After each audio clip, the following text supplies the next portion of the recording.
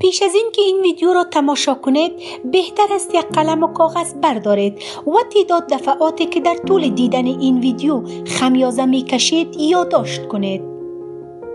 بله، درست حد زدید. خمیازه مصری است. حتی دیدن واژه خمیازه هم موجب خمیازه کشیدن می شود، چه برسد به این که کسی جلوی شما خمیازه بکشد. جالب است بدانید بنابر تحقیقات انجام شده حتی جنین 3 ماهه هم در رحم مادر خمیازه می کشد. در واقع خمیازه عمل مصری و غیر ارادی است.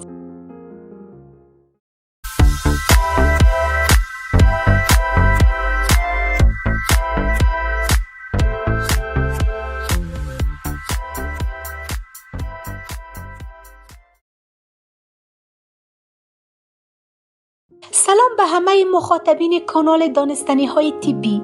در این ویدیو به حقایق جالب و شگفت‌انگیز درباره خمیازه صحبت خواهیم کرد. پس امیدواریم تا آخر این ویدیو با ما همراه باشید. جهت حمایت از ما کافی است ویدیو را لایک کرده و کانال ما را سابسکرایب کنید. اگر ببینید فرد دیگری خمیازه می کشد به احتمال زیاد شما هم خمیازه می کشید. شاید این را قبلا دانسته باشید، اما یک حقیقت کوچک دیگر وجود دارد که جالب است. اگر فردی که خمیازه می کشد برعکس باشد، نیمرخ باشد یا راست ایستاده باشد، باز هم خمیازه همین قدر واگیردار است.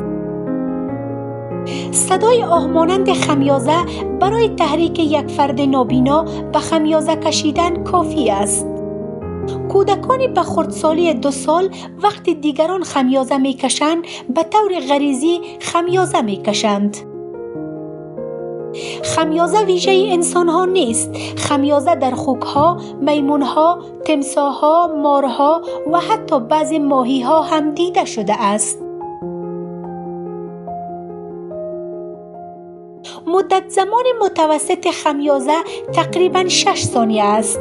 بله، پژوهشگران با یک زمان سنج ایستادند و زمان خمیازه کشیدن صدها نفر را اندازه گرفتند.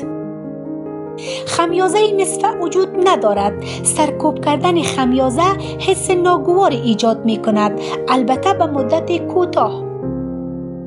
در هنگام خمیازه جریان خون در ناحیه گردن، سر و صورت افزایش پیدا می کند و هوای خنک وارد شده به بدن باعث کاهش دمای مایع مغزی نخاعی و خون می شود. کاهش دمای مغز باعث افزایش کارایی این سیستم پیچیده و بهبود خلق و خو می شود. خمیازه می تواند مغز را تسکین دهد تا بتواند کارایی و برانگیختگی بهتری داشته باشد. خمیازه باعث افزایش جریان خون و آرام کردن مغز می شود. خمیازه به افزایش جریان خون به مغز تأثیرات مشابه مانند کافئین دارد.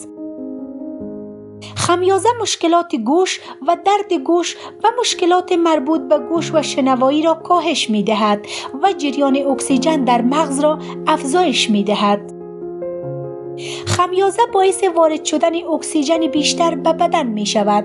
هر وقت که خمیازه می کشید اکسیژن بیشتری وارد ریه های شما شده که باعث می شود دی اکسید کربن انباشته شده یا چیزی که به آن به عنوان هوای نامطبوع در ریه گفته می شود از آن خارج شود.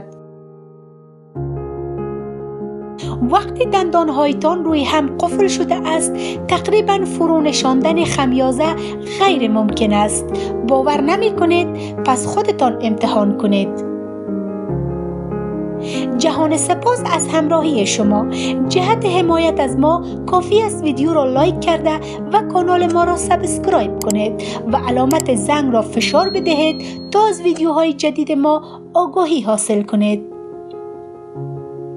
به مثل همیشه سلامتی تک تک شما آرزوی همیشگی ماست.